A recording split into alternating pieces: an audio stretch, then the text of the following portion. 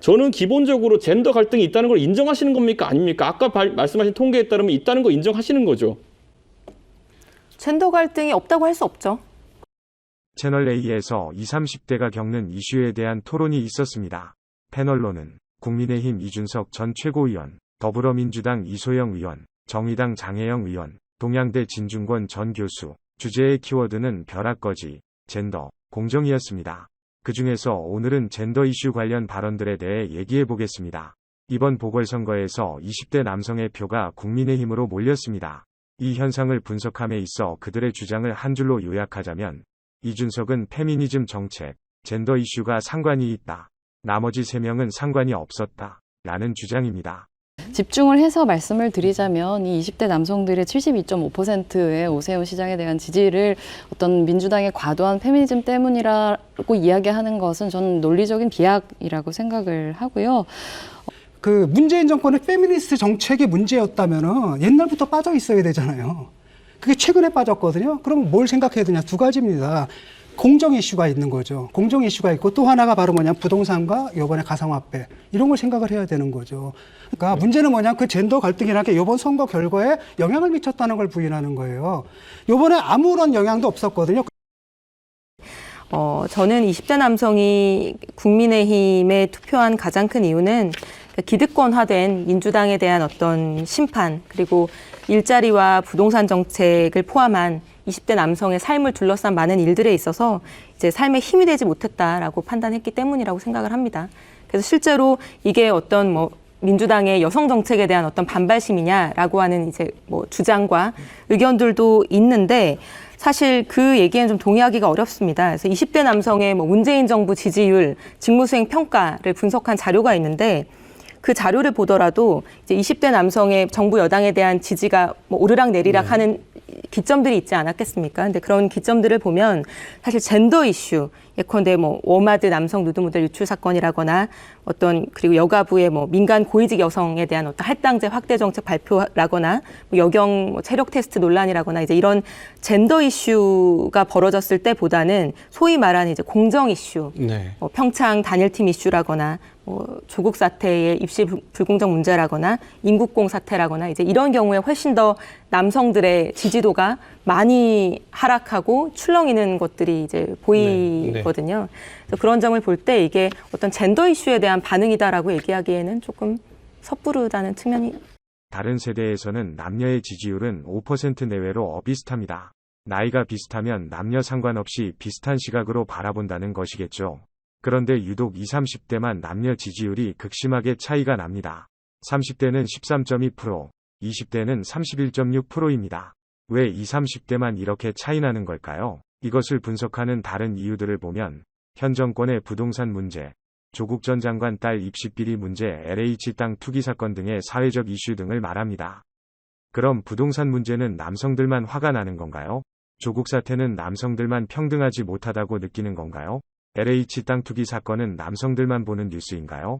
저는 정말 묻고 싶습니다. 저 차이가 젠더 이슈의 문제가 아니라면 왜 20, 30대 남녀의 시각이 이렇게 다른지에 대해서요.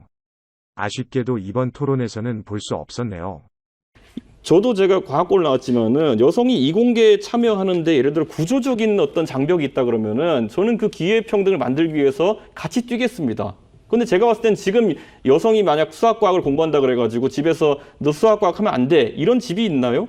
아니면은 구조적으로 어떤 그런 걸 막는 장애물이 있나요? 그러니까 아들을 가진 부모에게 내 자식이 변호사가 되는 것은 그것도 굉장히 좋은 결과, 부모님이 원하는 바일 가능성이 높아요.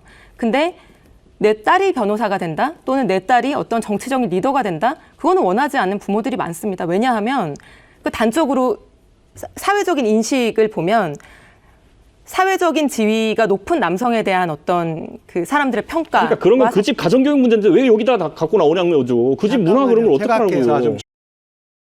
이번 선거 나와가지고 이번 선거 분석들이 굉장히 많은 분석들이 나왔잖아요. 모든 매체에서 나왔고 모든 전문가들이 다 했는데 거기서 젠더 이슈가 이대남이 국민의힘을 찍었다라는 분석을 낸 데는 하나도 없고 내가 아는 한 그런 주장을 하는 유일한 분은 이준석 씨예요. 네.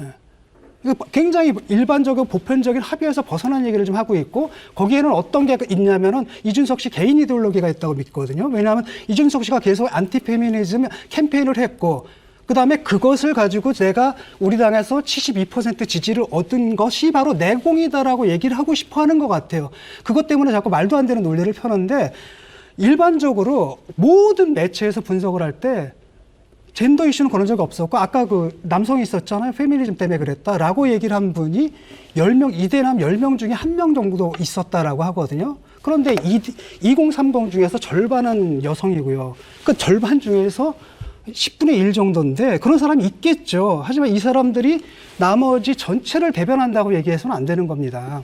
2018년 말에 그때 이제 리얼미터 유료에서 했던 조사를 보면은 20대 같은 경우에는 젠더 갈등, 성 갈등에 대해서 가장 주요한 갈등이라고 응답한 사람이 52% 가까이 됐었어요. 자, 윗세대로 올라가면은 경제적 계급 갈등이 나오고요. 위로 올라가면 지역 갈등, 인연 갈등이 나옵니다.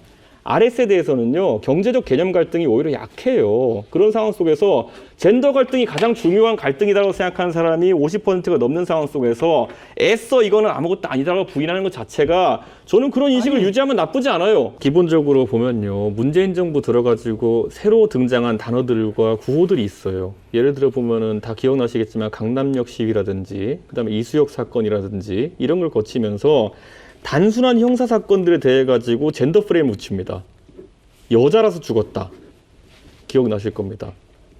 여자라서 죽었다라는 프레임을 붙여가지고 그때부터 시위도 하고 굉장히 사회적으로 젠더 프레임이라는 게 생긴 건데 이게 정부나 정당에서 한 일은 아니잖아요. 실제로 다 설명드리겠습니다. 네. 고유정 씨가 예를 들어 전 남편을 살해했다 해서 남자라서 죽었다 이런 프레임이 생긴 거 봤습니까? 근데 그걸 정부에서 했나요? 아니, 그러니까 제가 이게 말씀드리잖아요. 정부에서 기여한 사실들은 제가 말씀드릴게요. 예를 들어 이수역 사건이 벌어졌을 때 이수역 사건이 뭐냐면은 남녀 각각 테이블에서 술을 마시다가 시비가 붙었어요. 그래가지고 이제 한쪽이 얻어맞았다라 주장하면서 청와대 청원을 올립니다. 근데 거기다 뭐라 올렸냐면은 내가 화장을 하지 않고 머리가 짧기 때문에 맞았다라고 올려요. 완벽한 선동이죠. 근데 거기에 대해서 30만 명이 동의를 하면서 거기에서 이제 이 사건이 커지게 되고 나중에 경찰이 들어가가지고 수사를 합니다. 그래서 민감용 경찰청장이 국회에 나가서 증언을 해요. 사실관계는 청와대 청원과 올린 것과 좀 다르다. 이렇게 얘기를 하고요. 나중에 CCTV를 봤더니만은 여성이 먼저 신체적 접촉을 했다. 그러니까 때렸다는 거겠죠. 그런 얘기를 했고 나중에는 심지어 남성의 녹취가 그 안에서 녹취가 나와가지고 여성이 음란성 단어로 도발을 했던 것이 먼저 나옵니다. 그런데 거기에 대해 가지고 민주당 김한정 의원은 국회에서 경찰청장에게 어떻게 이야기하냐면요. 여성들이 수사를 받는데 불편한 점이 있는지 살펴보고 없도록 하라는 취지로 이야기했어요. 이게 저는 정상적인 상황에서는 나오면 안 되는 얘기고, 자, 정의당에서는 그럼 김종민 서울시당 위원장이 그때 뭐라 그랬냐면은 방송 나와서 가해자는 당연히 남성 아니겠느냐 이랬어요. 저는 근데 이런 것들이 정당이나 아니면 정부에서 이런 기본적인 형사 사건을 다룬 데 있어가지고 젠더 프레임을 작동시켰다는 걸 믿을 수가 없고, 저는 결국 결과적으로 어떻게 됐습니까? 결국엔 이 사건 여성들이 문제 일으켰던 것으로 결론 나지 않았습니까? 뭐 한두 가지가 아니에요. 예를 들어 계속 열거할 수 있지만은 성평등 교육이라는 것도요. 이번 정부 들어가지고 가서 하는 것들을 보면은 남성들은 자신은 나쁜 남성들과는 다른 사람임을 증명하며 노력할 수 있다고 생각한다. 이는 시민적 의무다. 이런 걸 왜 잘하는 학생들한테 가르칩니까? 과학적 이런 메시지를 왜 줘야 됩니까?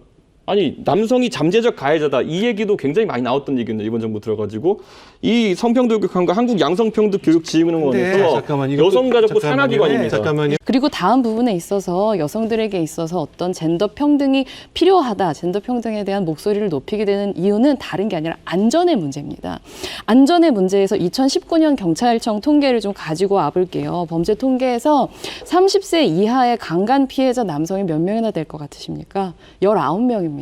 여성 피해자가 얼마나 될 것 같으세요? 3,338명입니다. 남성의 175배의 강간 피해를 당하는 것이 30세 이하의 여성들이라고 한다면 살인 피해자 숫자를 보면요. 남자 428명, 여자 326명, 강도 남자 418명, 여성 367명, 상해 남자 19,000명, 여자 12,000명, 폭행 남자 8만 명, 여자 5만 명. 강간과 강제추행이 있어가지고는 당연히 장 의원 말씀하신 게 옳습니다. 전 그렇다 했을 때 최근에 일어났던 살인 사건이나 이런 것들이 있어가지고 젠더 갈등을 부추기려고 했던 것은 어떻게 받아들여야겠습니까? 저는 성 문제에 있어가지고는 여성이 절대 피해자라는 걸 항상 인지하고 있고 여기 대해서 수치를 줄여야 된다. 저는 그렇게 주장합니다. 자, 그 살인 사건의 범인의 성별을 좀 따져볼 필요가 있는 거죠. 따져주십시오. 남성이 많을까요, 여성이 많을까요? 남성이 많겠죠. 그렇죠. 따져주세요. 그 젠더라고 상관없는 문제라는 겁니다. 그거는. 아니 알겠습니다. 여자라서 죽었다는 건 피해자의 입장에서 자, 얘기하는 오히려 거잖아요. 그다음에- 호도하는 건 이준석 의원이라고 생각합니다.